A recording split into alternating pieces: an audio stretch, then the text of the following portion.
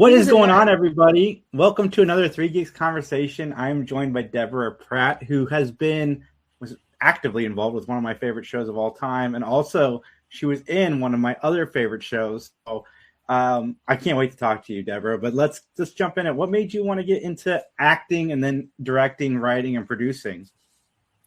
I actually started as a storyteller, probably around 10 years old. Every morning I'd get up to go play with my friends and say, I had the best dream last night. Okay, let me tell you about my dream. And then I would tell them about whatever it was that I had dreamed, some great adventure. And my friends said to me years later, but by the afternoon, it had expanded and there was so much more to this dream. Like rewriting as I was going. And then I was kind of a loner. And we couldn't afford the Barbie house of the time. So I took all of our encyclopedias and all of our childcraft books, and I built mansions in my room with books, and they were the rooms. And then I took all the Kleenex boxes and little threads, and they were tables and chairs, and I decorated them with all the stuff from the house. And then finally, I would go and take Barbie and Skipper and Ken, usually naked. I don't know whatever happened to their clothes, but they were hanging on the clothesline, getting away from the monsters. So I was an action adventure writer at a very, very early age and imagining. I was a storyteller. And then when I was in high school, I had a teacher that part of teaching English class was to do classical theater. And I really liked it. So the summer of my junior year, I auditioned for Dark of the Moon, got the lead in that. The next summer I did, during the year I did Tea House of the August Moon, got the lead in that. And I went, I must be good. And then I did Merasad and played Charlotte Corday. And I said, wow, I really kind of like this. So when I went off to college to study psychology, which is actually very good if you want to be a writer or an actor or anything to understand the psychology of character, I got a job, a work-study job, taking tickets at the theater. And when the shows came up, I started to audition for them, and I started to take dance classes, and I started to take singing lessons. And I found that I had and my mother was an opera singer in college. So I got her voice. I never knew I had it. Although I think I remember singing at 10 in the Christmas show, and they gave me a solo. My mother she said, I opened the program and it said, Deborah Pratt will be singing this blah, blah, blah solo. And so none of us knew that I had this voice. I had 3.5 octaves, like Mariah Carey and those four. I could do that whistle thing. So it got me work. Got me out here on a contract to NBC as my first job. Because I told my parents I graduated in 3 years, and I said I want to take a year off, gap year. And they said, well, do you want to go to Europe? And I went, I want to go in show business. And they went, really? Don't you want a real career? And I never looked back. I got to sing and dance with old Hollywood, like Dean Martin and the Rat Pack, and dance with Gene Kelly and Donald O'Connor. And you can still find me haunting YouTube in these strange little skits with Martin that were hysterical. So, I started out really having fun. You mentioned dancing with the Rat Pack. Did you get to meet Sammy Davis Jr. then? I actually did. I went to his house. I met him. We were performing at, I can't remember who we were the opening act for. It wasn't for Frank. But Danny Thomas, Frank, and Sammy Davis, and one of the other kind of pseudo Rat Pack. I didn't like him very much, so I never remember his name. All came up and to meet us after the show, and they had given us the presidential suite and all this kind of stuff. So we were 8 girls from towns across the country who had come together, and suddenly we were Vegas hanging. And he was so nice to me. And then when he had a show for a minute, and I went and did his show a couple of times. So yes, I did meet him. That's awesome. Awesome. Such a talented guy. Such a talented Wow. guy. He could just do everything. He really could. And was nice. He was very, very nice. I liked Sammy. He has. I kind of wanted to ask, you are one of the screenplay writers for Our Friend Martin. What Yes. was writing that like? Oh, wait. I thought I turned this off. I'm going to turn it off now. That's okay. It was incredible. They had come to me to say, you're the queen of time travel. Can you help us? And at the time I couldn't. And then they came back and they brought on 2 writers, and forgive me, I can't remember their names, but they're really wonderful people. And they gave me the script and said, could you put your magic on it? And so I did a rewrite. So it was a joint effort for that. But I think what was so amazing was the cast. After the script was written and they started to cast it, and it had Whoopi and LeVar, and I mean, just this amazing cast. But I also loved the story, and it was a great way to teach time travel to kids and show them. It's such an important piece of history to use for it. Exactly. Living a life is so important, because in the end, I don't want to like give anything away from those you haven't seen it. Go see Our Friend Martin. Yes. I think it's on YouTube. You can find it on YouTube. You can. I've shown my kids. But I thought it was important. And when we did Quantum Leap, one of the things that was very important to me were the kisses with history, how you would take a piece of history and personalize it, and then put the viewer into the shoes of the person that Sam leapt in, to feel what it felt like to be a woman or to be Black in the 50s, at the beginnings of civil rights. That was very important to me as a creator on that show, to make sure that stories had meaning. They were about something. And I think that's where, we had just come out. I think I had written 1 episode, and I said, I want him to leap into a woman. And they went, well, okay, yeah. And I did, and it was funny and poignant and charming, and it had all the important things. And I'll tell you a secret. I'll never forget when Scott had to wear those 3-inch heels and sat down on a cold metal chair without stockings on. He said, welcome to our life. Exactly right. And then I went back to them and I said, now I want to write him Black Man 1950s. And everybody, the studio, the network, everybody went, no, that's year 3. We'll do that in year 3. And I went, nope, I want to do it now. It's my show. I want to do it now. And so I called Brandon Tartikoff and said, this is what we have to do. And I told him the story, and he went, she's right. And we did it, and it changed the show. The coolest thing was that we found chat rooms. Remember chat rooms in the early 90s? Yeah. Dial up. We were the first show to ever be in a chat room where you could go and hear people. It was like a water cooler. The next day, people were talking about it, in the chat rooms, and what they liked about the show, and how they liked the stories being told. And I think that's where we established the fans from the very, very beginning. Yeah. Quantum Leap handled that stuff so well, even in the reboot, when there's a whole trans story, like it continued on in the series. And I thought like those subjects that could be very sensitive were handled so well, like him going back in time into a Black or into female body, like so well done. I'm glad you were able to get those on the air, especially back in the 90s. Yeah. Oh yeah. It was, we got kicked off the air. I wrote an episode called Black on White on Fire. And it was the LA riots, 1969. And we did it, Benjamin and, God, who's the other writer? I'm so terrible today. And I love both of them. Wrote him leaping into a Korean family, which is where the riot started, which I thought was really interesting, because a woman killed a young Black girl, a Korean store shop owner accused her of stealing and pulled out a gun and shot her. And that's really what triggered the riots. And when I wrote them, I really did heavy research on what was happening politically at the time.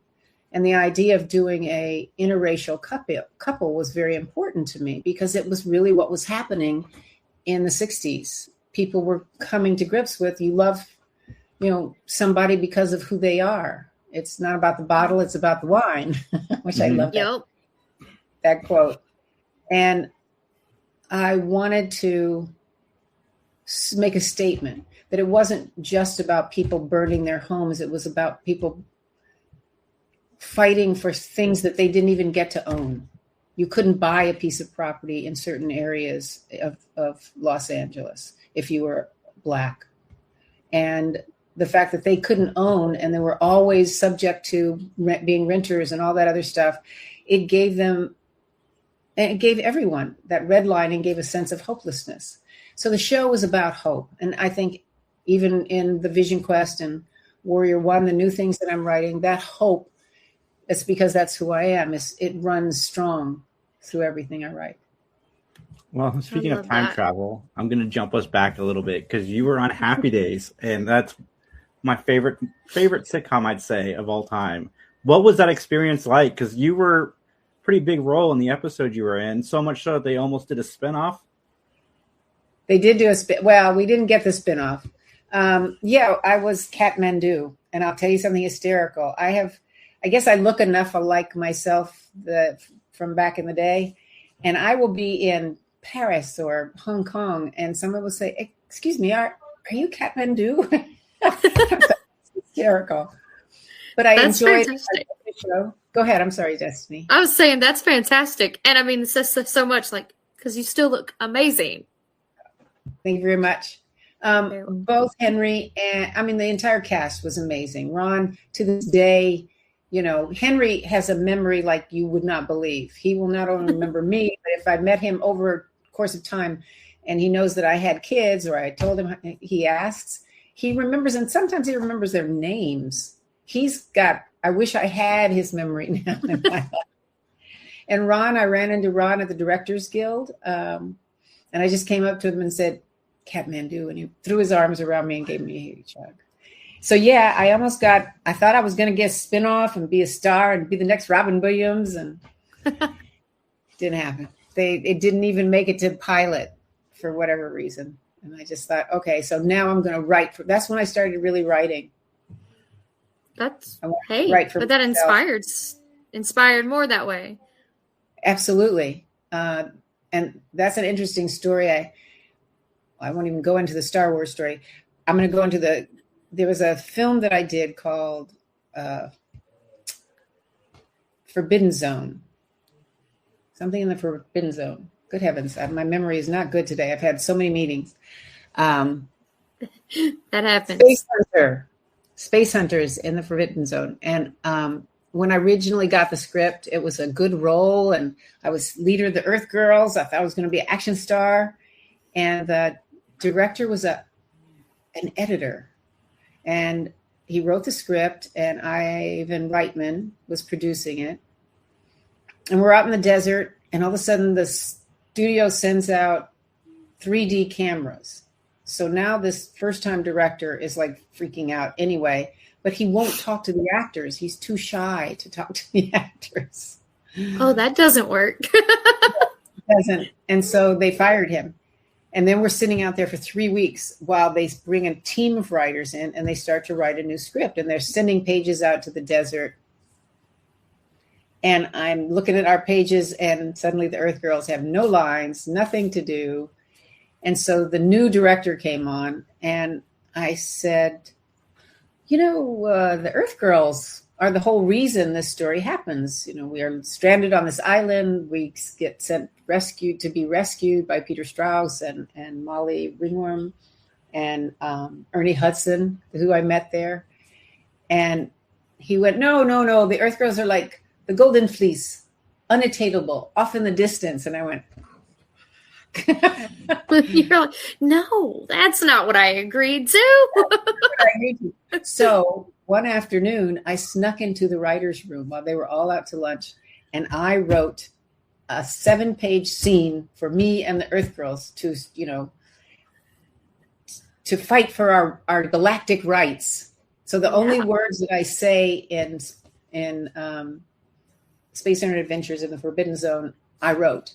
And I went, I can do this. And that's really what started me writing. I love that your writing is like, this is what I want to do, and I'm going to advocate for myself and just make it happen. Like, if you don't, love that. Who will? So all you writers out there, just do it. Be fearless. The worst that can happen is somebody can say no. And the best that can happen is they go, oh, well, that was ballsy of you. Yeah, okay, we'll do this. Exactly. It's the best. I'm going to ask, because they're right behind you. You have books out. I do have books. What can you tell us about them? Well, I actually pitched this concept when I first came out to Hollywood. It's called the Vision Quest. And it was Earth in the not too distant future, after the great quakes of 2029. So they're coming, get ready. Because this was in the 70s. I thought that was plenty of time in the future. And we survived. Atlantis rose, but it was really called Atlantia. And it was the first continent on the planet that was civilized and very advanced. Mu rose, another supposedly fictitious continent. South America sank from all the deforestation, but we domed it, so it's now underwater cities. And then we unified as a planet. There was like no more countries. There were corporate societies, but there were no more countries. But the corporations really saved us. And then we put our genetics into animals. There's this doctor who came up with a way to cross the genetic divide.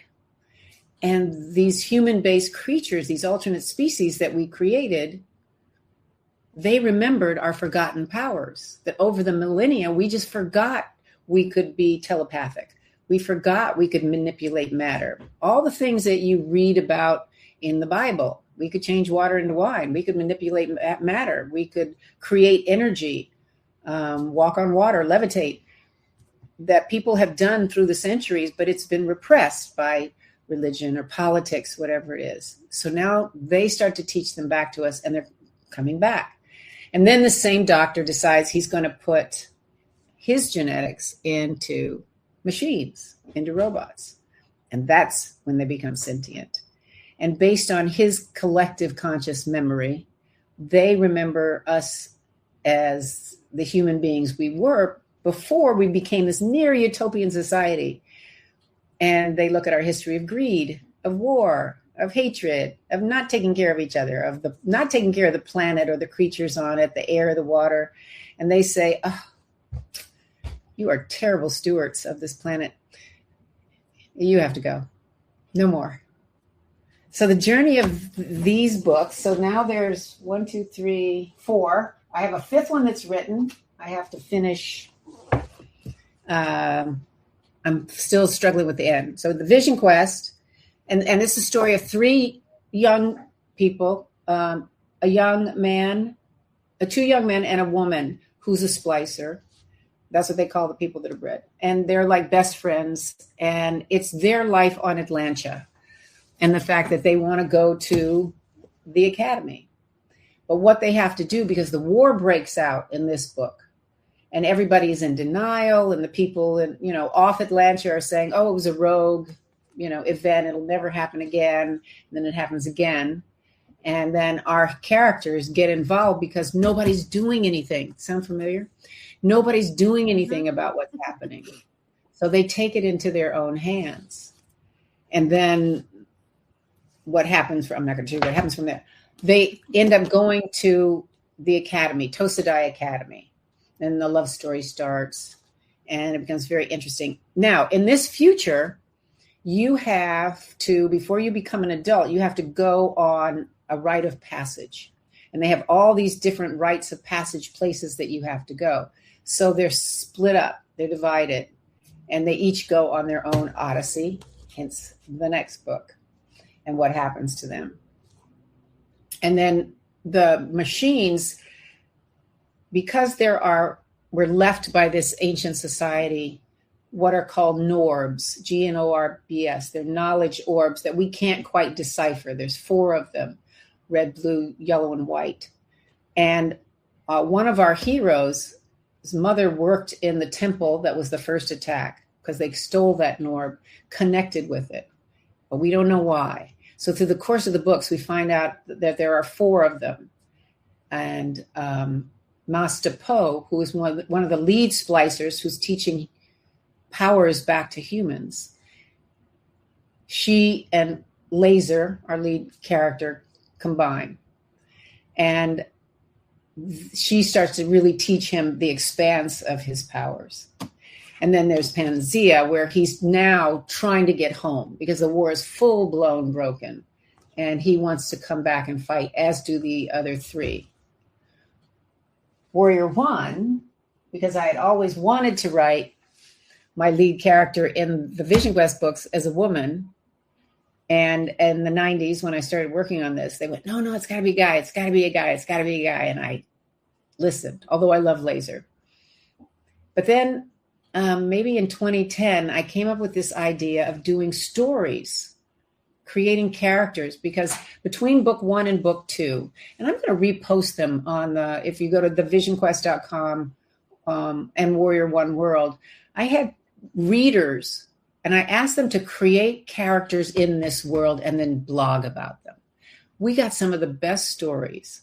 So between books 1 and 2, I didn't.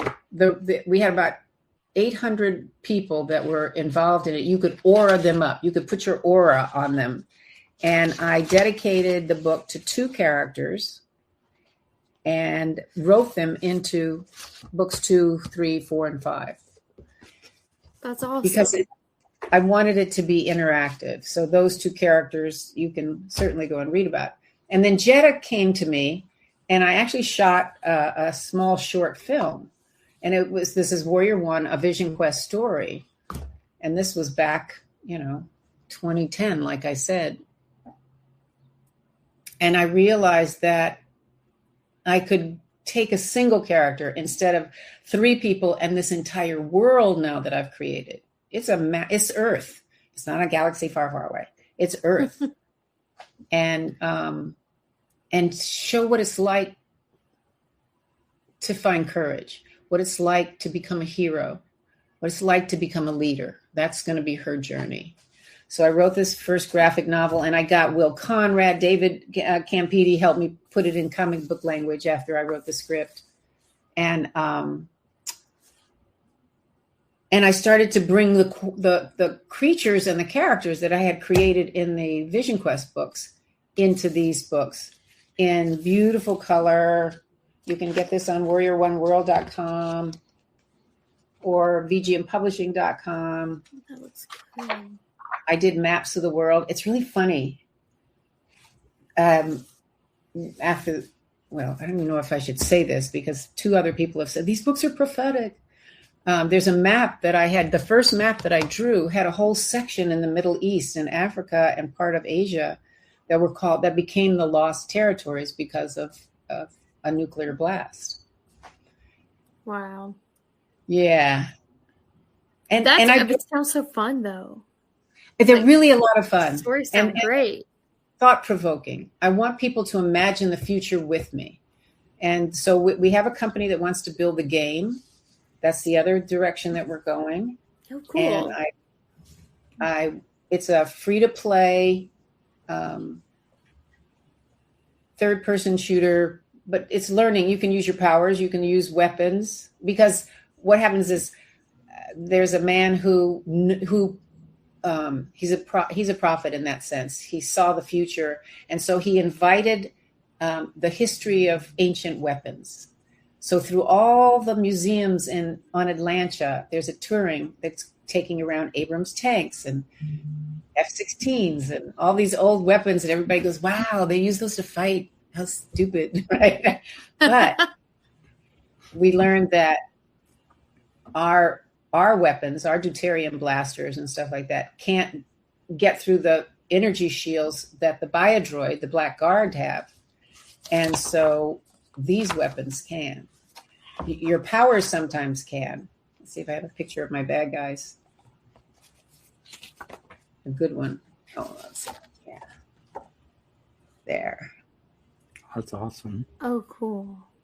And you know what's really illustration's fantastic. Oh my God, Will is freaking amazing. And Han is an amazing colorist. I went through like 3 colorists before I found her. And she lifted my soul when I saw these. You know, again, it's not a dystopian future. It's a near utopian. We almost got it right until we put our genetics into the machines. Now it's challenged. Yeah. Now it's challenged. Good books. Please get them. Create your character, and I'll tell you more about what I want to do with that. I will.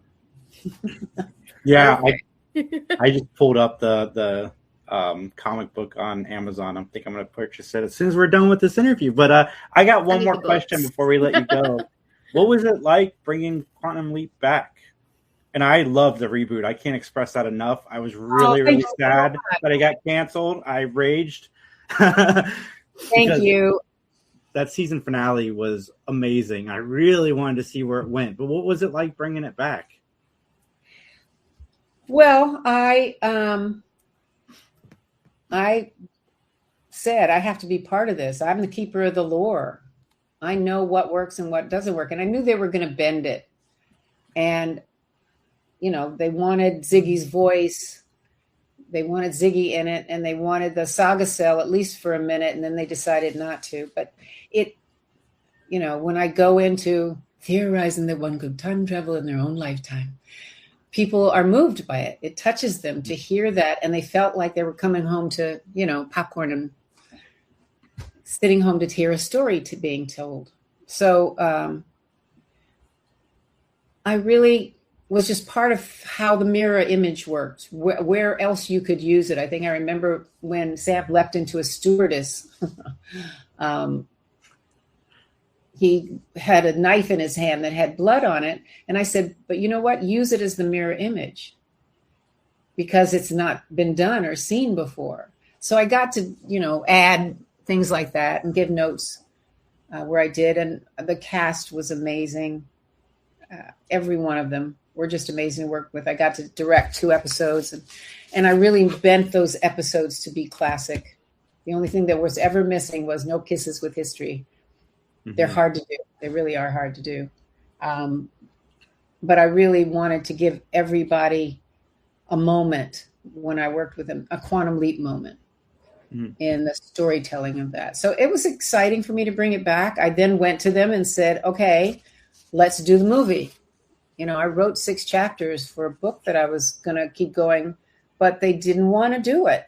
And I had gone actually to Blizzard, Activision and Blizzard, back in the 90s. I tried to buy Blizzard and everybody went, really? I knew it was the next generation of entertainment. You know, this is going to be where we live because you get to be in the movie, basically. And that's even coming more and more and more. I think that's what I want to do with the Vision Quest world is allow you to come in, create your avatar. Are you human? Are you splicer? Are you biodroid? You know, what are you? And how you become a hero. I think that's what's missing in our world today. There's nobody out there saying, choose courage, choose truth, choose trust.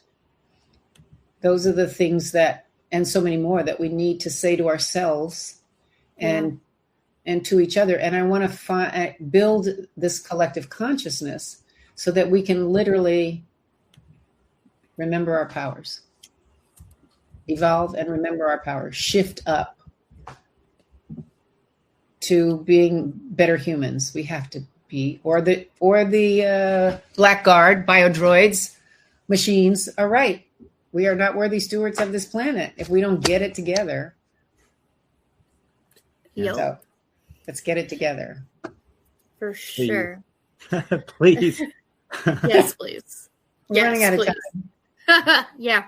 That's the thing. I think if we do it on a conscious level, you know, we don't realize our powers until they come out when everybody got mad because of what Doge was doing and went, we're not taking this. Oh no. And suddenly his stock went like this, to the point where he to save the company, he had to blend it with his next company. The power of the masses is masterful. It's unmatched when we're unmatched. together. Absolutely. Yeah. Absolutely. And as long as we remember that, it's remembering your powers, the knowings. We know this. We just have to trust each other enough to say, oh, yeah, we can do this.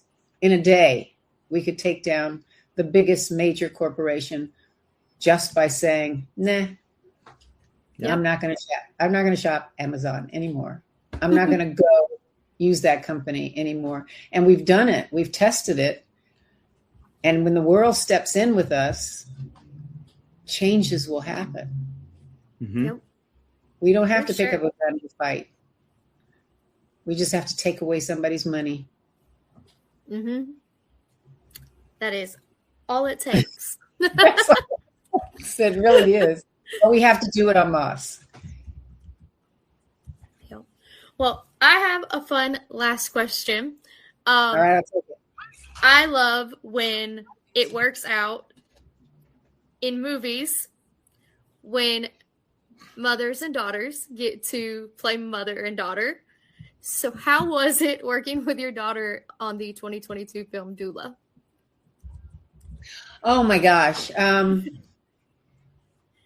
It's really interesting because my actual scene got cut. And I'm kind of glad it got cut, to tell you the truth, because it was about her dying. And but I love Troyan. She's so freaking talented. I mean, to me, she is one of the great talents of her generation. And she doesn't get to do it enough for whatever reason, but she should be a major, major, major movie star. I have seen her on stage. She certainly ruled Pretty Little Liars. And Without a doubt. and she lifted that. The writers would always say to me, she's the reason for the season. We can give her anything and she will make it believable and she will do it. And that when I first wrote her in Another Mother, when she was like 4 years old with Scott and Dean, I just thought, oh, I'm just going to show Troyan what mommy and daddy do, you know? And so I wrote her and I brought her down to the set, and she was on the set and they were combing her hair and she knew all her lines, and she's 4. And Dean Stockwell walked on the set and he knew her because I'd brought her down a number of times. And he came up to me and said, what's she doing here? And I said, oh, I wrote this part for her. She's really good. And I just wanted her to see what mommy and daddy did. And he got in my face and said, do you need the money? And I went, what? He said, What? you need the money. And I went, no, it's really, he said, do not take away her childhood. Do not take away her childhood. And there were almost tears in his eyes. And I realized I'm looking to a man who at 5 years old was on Broadway supporting his family. And between he and Scott, when she was on that set, Dean never left her side, ever, because of some of the things that happened to him as a child star growing up. And I'll never forget, she was only allowed to work like a minute because she was 4 years old. Right. And they had other people rehearsing and saying her lines and for her lighting so she could come in and do her part. And I was sitting right next to her and she looked at me and she pulled on me and she said, why is that girl saying my words? And I went, oh. But it's interesting. She got a lot of offers right after that. And I heeded Dean's words. And I said to her, if you want to do this when you grow up, you can do it. I want you to go to college. I want you to have a life. And she did a number of things. I think she did another show for us. But then she decided, when Don wrote her an entire episode it was Mariska Hargitay's first series. She played Mariska's daughter. And she was supposed to be kidnapped. And it was a big dramatic thing. She was like all of 6. And she said, No, it's too many lines. I don't want to do this. Too funny. No, I love when people get to bring the family aspect onto it. I think that's great. But I also love that you were like, you know what? Yeah, no, I agree. Let's have life and then do this. And she just had another baby. She's got 3 girls. Oh, love that. We got Aurora, we've got Elliot, and we've got Imogen. Oh, who is now beautiful names. Yeah, all of them. Smart, pretty, feisty. Oh my God, they're feisty. little one. And she's, she had a hit series. I really thought it was going to go forward, the Dick Wolf Show, On Call. I thought she was incredible in it. And she and Patrick have a great deal. When she works, he stays home. When he works, she stays home. So he's got a new show, Madison, that I think just premiered. I'm going to have to buy Paramount Plus back. I sold it when everything happened. And now with Warner Brothers, how do you guys feel about all this? These studios converging and merging? It's a mess. Yeah, it's a mess. I do like. That's the best way to put it. I'm going to assume that it was around the Colbert stuff when you dropped Paramount, but it's funny because like immediately after, like South Park ran their run of episodes, it's like, you guys know what you just put on your network. It's wild. Like our world is wild. It's very interesting. It's interesting to see what is happening with our freedoms and our rights as Americans right now. And the world is with us. We just don't know how to pull that together yet. Mm-hmm. And somebody should figure it out. I was just asked to come and teach candidates how to create their own story that'll be running for running for office. Mm-hmm. And I'm trying to launch Warrior One as a game. And I just finished the screenplay. Holy moly. I'm very excited about that. Warrior One. Love it. Yeah, it was really interesting. I'm like, when I write a screenplay, it's like spot on, 115, 120 pages. I got it. I got the story in there. I want you to 144 pages, but it's really good. I don't know what to take out. Nothing then. Then take out nothing. There it is. All right. That's the attitude. Thank you, Destiny. You're welcome. I'll take it. And what's next for you guys? It's been a wild run. A lot more of these. Like, I'm really digging the interviews we've been doing. Like, it's been a complete honor to talk to you today. And just some of the people that have said yes over the last 3 or 4 months since we've started growing has been just amazing. I've cried like 4 or 5 times when Destiny's texted me like, this person said yes. I'm like, oh my God. Like, we had Bill Daniels on recently from Boy Meets World.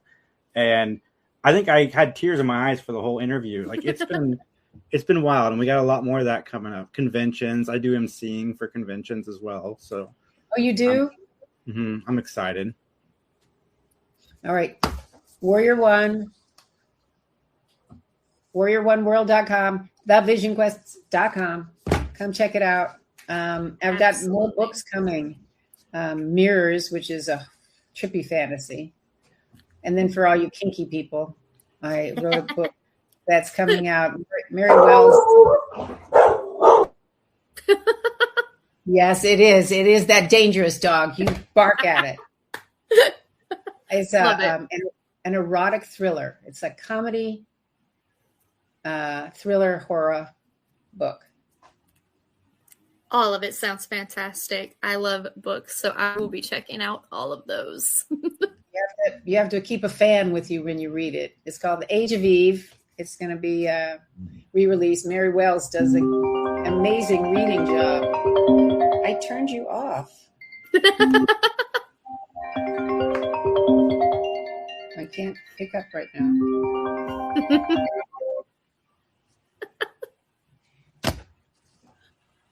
Yeah, so I have a series of books coming out. This is just a test for Mirrors. I'm still looking for a cover. Oh, and then Age of Eve actually has a second book that we're looking at. it's written. I just be doing covers, things like that. So yeah, so I've been a busy bee, and now I want to start directing again. So I have 2 films that I've been offered. Well, I don't know what their start dates are, and then if Warrior One goes, that's a big opportunity, and I'm looking forward to it. Well, so are we. So everybody go check out those websites.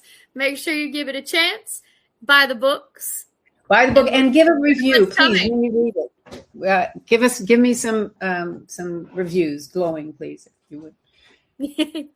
Definitely. I will be. I just put it in my browser so I wouldn't lose it. Thank you. And you can buy them, I think, at a better. I mean, buy them from Barnes and Noble or what did I say, Amazon. But I think that the audiobook will only be on warrior1world.com. At least for a while. Love it. Thank you guys for doing this. I think it means so much to so many people.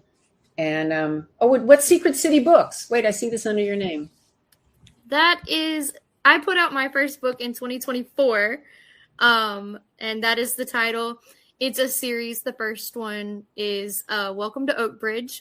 It's a supernatural fantasy novel that loosely throws in some of the Manhattan Project All right. in Oak Ridge, Tennessee. So it kind of uses that as an explanation for the supernatural. And so it's lots of fun. It's called Oak Bridge. The Secret City, Welcome to Oak Bridge is the first one. The second one is getting finished. I took a twist I wasn't expecting and was like, all right, now I got to get myself back on track to start book 3. So that one's coming soon, and it is Unraveling of the Veil. And the third one is already also in works and is called Dangerous Waters. All right. Go, girl. Now you just have to write it, right? Yeah. Now just get it finished and get those out there. The first one was such a big accomplishment for me personally. So it is. So I'm looking forward to the rest. All right, Destin. And where can I get it? Books A Million or BarnesandNoble.com or Amazon are the ones that I know it's on right now. And then I think maybe Goodreads.com has it as well now. Goodreads is a good place to be. I like Goodreads. They've been good to me. I'll see you on the book talk. Yes. Thank you so much for being with us. Guys, please don't forget to check out Deborah's stuff. And don't forget to like, share, and subscribe. And we will see you guys next time. Bye.